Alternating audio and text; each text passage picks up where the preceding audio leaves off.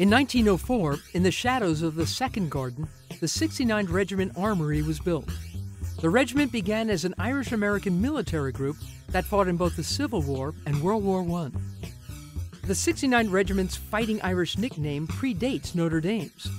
A New York sports writer and Notre Dame alumnus, Francis Wallace, is credited with widely popularizing the term for the school in the 1920s. After his first attempt, Blue Comets didn't catch on. The school officially adopted the nickname in 1927. Many Notre Dame football games have been played in the city. It's the football battle of the century, and 74,000 fans spin the turnstiles to jam every seat in Yankee Stadium. The Polo Grounds was the host in 1924 when the team's backfield was dubbed the Four Horsemen by New York sports writer Grantland Rice. Notre Dame defeated Army that day 13-7 and went 10-0 to win the then mythical national championship. 4 years later, again against Army, but this time at Yankee Stadium, Notre Dame coach Knute Rockne gave his legendary "Win One for the Gipper" speech at halftime of a scoreless game. Army scored first in the second half, but the Fighting Irish rallied for a 12-6 win. With a balcony, high ceilings, and plenty of room for spectators, the Armory could be configured for basketball. When the Knicks began play in 1946, they could not always secure dates at the Third Garden. 24 of their 30 home games that first season were played at the Armory, including the franchise's first ever home victory, which started a 10-game home winning streak. With boxing matches a regular feature at Yankee Stadium in those years, portable seats used to surround the ring at the ballpark would be moved to the Armory for Knicks games. From 1951 through 1953, the Knicks reached 3 straight NBA Finals. All of their home games in those series were played at the Armory. The Minneapolis, now Los Angeles Lakers defeated the Knicks in Game 5 of the 1953 final to win the championship 4-1. Ernie Vanderway of the Knicks with the ball. Over to Sweetwater Clifton, who's having trouble trying to crash the Laker defense. Back out to Vince Brilla, who sets. Boom. Standing room only here in Manhattan as the Lakers keep up the pressure. Bobby Harrison with a one-hander. He's terrific. The Knicks played on and off at the Armory for 14 seasons. The Harlem Globetrotters played in the Armory before they played in the Garden, and years before they first played uptown in Harlem. In 1927, the Illinois-based team was named the New York Globetrotters, and 3 years later took the name that remains today. Here's 7'1" Wilt Chamberlain as a Globetrotter in the Armory in 1958, before his NBA career started. The only NBA player to score 100 points in a game, Chamberlain did so in 1962 in Hershey, Pennsylvania against the Knicks, years before the three-pointer came to the NBA.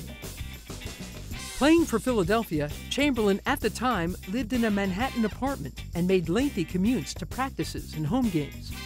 Chamberlain was out until 4 a.m. at a nightclub he owned in Harlem, Big Wilt Small's Paradise, the day of his 100-point game. He also said he was on a date that night and got less than an hour of sleep. A dozen years later at the Armory, 18-year-old Cindy Meserve of Brooklyn's Pratt Institute became the first woman ever to play on a men's NCAA basketball team against home team Baruch College. After the terrorist attacks of September 11, 2001, the Armory became a meeting and counseling center for families and friends of the missing in New York. There are hundreds of families standing in line behind me trying to get word from the authorities about where their loved ones are. It's been a very busy day here at the Manhattan Armory behind me. The mission here is for folks who have relatives who work at the World Trade Center who they haven't spoken to or seen since the disaster of 2 days ago to come here and file a missing persons report. The Yankees, en route to the World Series that year, showed up for a family vigil at the Armory. The team wasn't sure whether its presence would disrupt the gathering, but word was sent out that the relatives wanted to see the Yankees.